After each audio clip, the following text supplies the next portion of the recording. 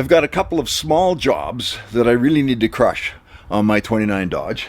So we're going to pick up some speed, get into the garage, and get some stuff done. But as we go, I also want to talk to you about disc brakes on a solid axle. I put disc brakes on this car, many years ago. You know, it's one of the best things you can do for an old car to get it stopping good. Love this car. Been driving it as a daily driver since I was 18 years old. So we go way back. 4 paint jobs, 4 engines later. And so there's some good and simple things that we can do to make these cars really roadworthy. So let's get this car out of the garage. This trailer is really tight. I think there might be a 1/2 inch space on either side between the fenders and the edge of the door. So it takes a bit of turning the engine over because this has a manual or mechanical fuel pump in it. But it starts reliably. This engine is solid. I built it to run the car on propane a number of years ago. And of course, propane burns very clean. So it doesn't carbon up the engine. It keeps the oil very clean. You change oil and the oil still looks like it's new.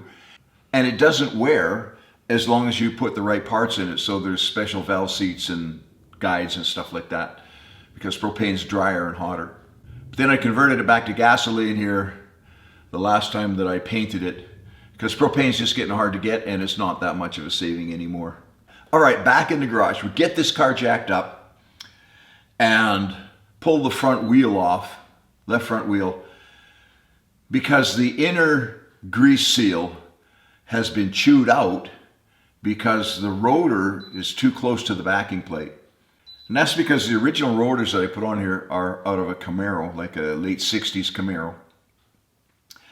And then I changed to new rotors here last rebuild, and the clearance between the rotor and the backing plate where the seal seats into the rotor was not enough. It's chewed up the back of the seal.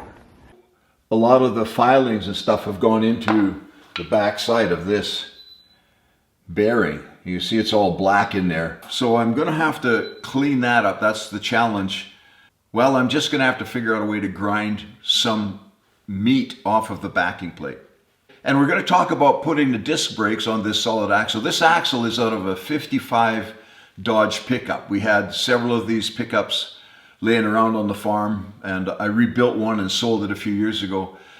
Otherwise, I took the axle out of one of those pickups to put under this car, because the original 29 Dodge, of course, had wooden spoke wheels on it, and it was one of the first cars that had 4-wheel hydraulic brakes. But that isn't going to stop you when you got a 396. Big block Chevy and you're barreling down the highway. You know, so a heavier axle out of a pickup truck, changed the spring pads on it. Interesting thing about the springs on this car that I just discovered the last rebuild was that the front springs are the exact same measurement, width, distance between pins, hole size, everything as a F50, 150 or whatever it is, like a 1949 Ford pickup truck. And so I got these out of one of those suppliers in the States, and I think, what are they, Posey sliders or something like that? And they fit right in there. I rebuilt the spring hangers. Basically what you do is they get it slopped sometimes like 1/8 or more. And so you just fill those up with weld, grind them flat like there's no hole there, and then re-drill them. And then you've got a perfect hole again. So that'll be good for another, 50 some years or 70 some years, whatever I've been driving this car for. So then the axle, to put the disc brakes on it, I bought junkyard Camaro brakes for $100. I think I bought like the spindle and rotor and backing plate and calipers and like a set, a pair of them off the front of the Camaro, and then mounted them onto this Dodge spindle. So then you just do a lot of measuring with the question of what bearings and seals can I get. So the inner bearing, the outside has to be Camaro size, the inside of it has to be 55 Dodge pickup size. And you do that measurement and you do some research, and sure enough, you can find a bearing and you can find a seal. Then for the outer bearing, the Dodge spindle was too big to find any kind of a bearing that would fit the Camaro rotor and onto the Dodge spindle. So I had to machine down the Dodge spindles, but I didn't have any tools and I didn't have any money. So I actually used masking tape and taped around the spindle so that I had some sort of reference to go by, and measured and how far in I want to grind and how deep I want to grind. And I did it with an angle grinder. Just went around it and around it very slowly and carefully. You could do a lot just with your eyeball, And let me say, I've been driving on those spindles, on this disc brake setup, on this Dodge axle for probably 40 years now, and never had a problem. So the whole thing cost me $100. The next challenge, of course, is a steering box. I just found on the farm again a 61 Chevrolet in there, a car. Took the steering box out of it. I had to cut one of the mounting bolt bosses off, and it fit inside the Dodge frame, and a steering column out of a 68 Chevelle that just fits in there nicely. Now the drag link that I've got in here now that goes from the pitman arm on the steering box to the arm on the front wheel, right, that turns the wheel and hooks to the tie rod. You can buy the tubing with the proper threads, left and right hand threads, on the inside of it at certain lengths. And then you just buy the little ball joints, the little steering joints that fit in there. And so now we've got a bona fide drag link here that's actually legal. Back in the day when I first mounted this Dodge pickup axle under this car, I had to make my own drag link, basically out of two other drag links, or maybe I cut the drag link and extended it or something, and you have to weld it, which is technically not legal. But what do? When you're joining two rods, you just angle both of them to a point so that you've got absolute 100% penetration, and then use low hydrogen rod or whatever, and you build it up a little bit at a time and a little bit at a time until you've actually got solid metal and there's no inclusions in there. And then you grind it smooth to make it look like nobody welded this. Flat black paint does the job, and of course that worked like that for years. So now we've got to change out this inner grease seal. I probably got to check the other side as well to make sure it hasn't done the same thing. So I love these wheels. I bought these wheels, wow, I don't know, years and years ago.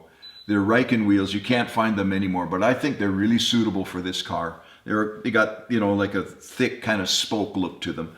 Of course, the hubs, the plastic covers and stuff that go over them, some are lost, some are broken or whatever over the years. So I actually just made these little chrome circle hubs that screw in there, and then one bolt Allen screw in the middle to hold it on. So I made a little backing plate, that's that red thing there, and then cut some circles of steel. And I made 5, just in case I ever lose one.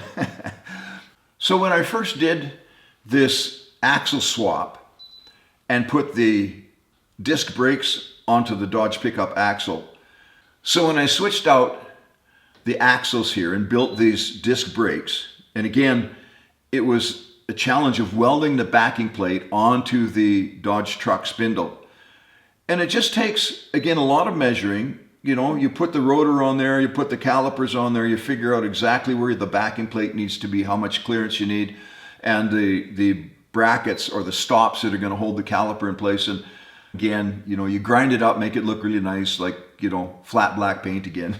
Looks like it's not farmer done, right? You got to do a really good job on there, make sure your penetration is good. Doing this with all I had in those days was probably a corded hand drill and an angle grinder. I'm sure that's all I had. And even now, the tolerances on this thing really amaze me. Like, everything just fits together so perfectly well and works perfectly well.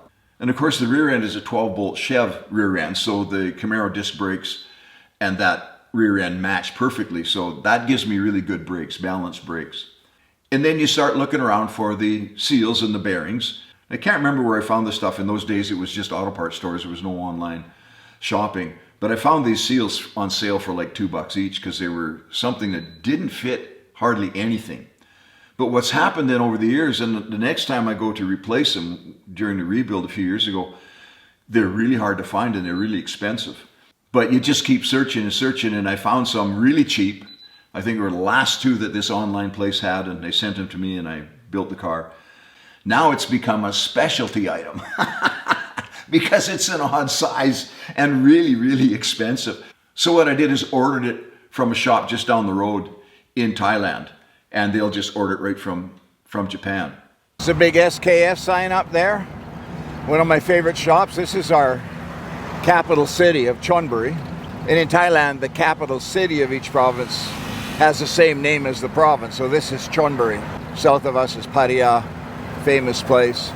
So I need these seals for my 29 Dodge. It's taken them 3 months to get them. So because of ordering it from Japan through Thailand and then having to go back to Thailand to pick it up when I got there, you just had to park this car for a year. But no matter, that's always a good excuse to drive one of the others. That's why we have several, right guys? I got a pair of them because they're so cheap. And so they cost me 600 baht, which is, what, $20 US, a little bit less. All right, we'll just pull in here. Please wear a face mask before entering. One thing about this guy, he was really scared before when I came here. You couldn't even go in. There was just a rope across here. 18049, Amazon.com. On Amazon is $67 US. I've seen them for like $125 in Australia, plus however much shipping. Canada's about the same. So, all right, there we are. 18049 SKF seals from Japan. Took 3 months. But that's the thing with hot rodding.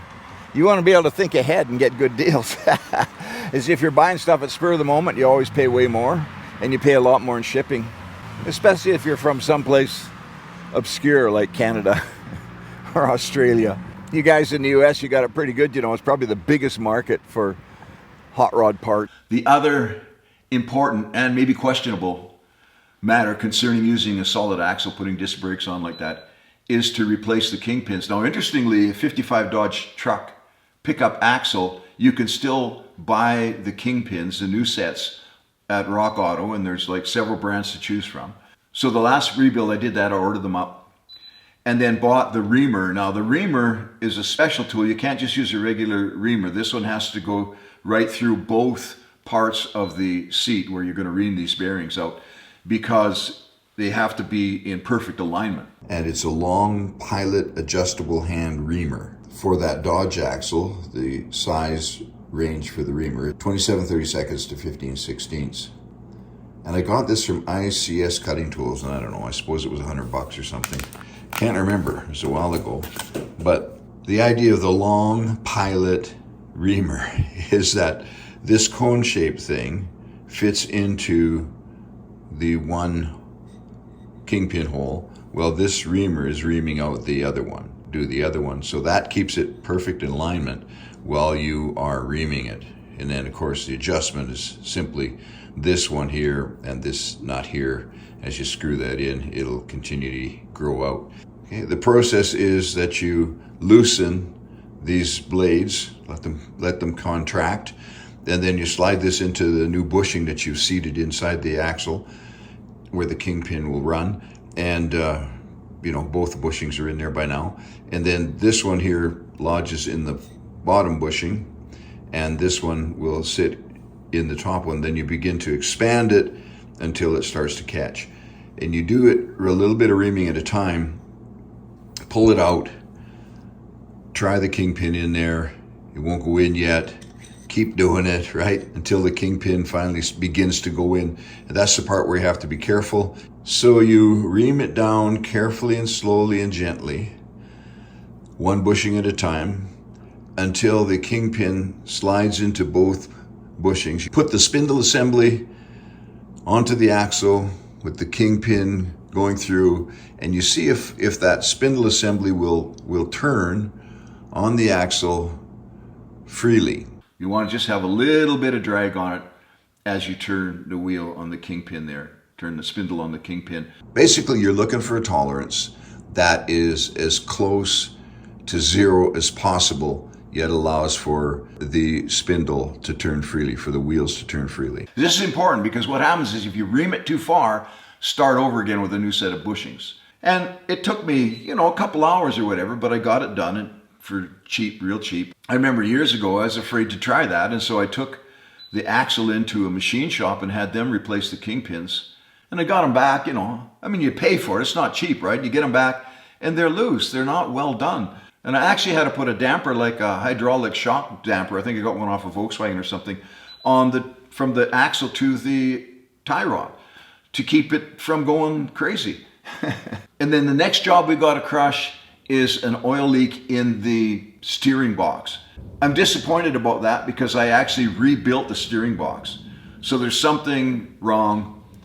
But what you do when you build something wrong, you take it apart and you do it again and you get it right. But I got a few more chores to get done on this car, and then we are going on about a 2,000 kilometer round trip up to northern Alberta.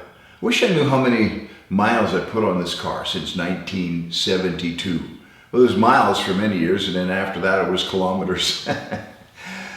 It's been good to me, but it's got to be reliable because, well, you know what? It doesn't even have a place for a spare tire. I've never carried a spare tire in all of those years. Did get a flat on the highway once. I was only about 3 or 4 kilometers from home. Me and my youngest daughter had to hitchhike home. It was an adventure. She loved it. And then we are going to get to work on Cherry Red, come what may. Looking forward to that. You can subscribe to this channel if you want to keep up with those updates. It's going to be a lot of fun over the next few months, seeing what we can get done. I'm going to start with a deal on power windows, how to build power windows out of junk and install them into 1949 Chevy doors. Yeah, so go ahead and subscribe. It takes a long time, to build up enough subscribers to where the YouTube algorithm actually kind of pushes your stuff and lets other people know about it. And apparently there's a lot of things you can do to help boost the number of subscribers. But I really just want to work on my car. See you next week.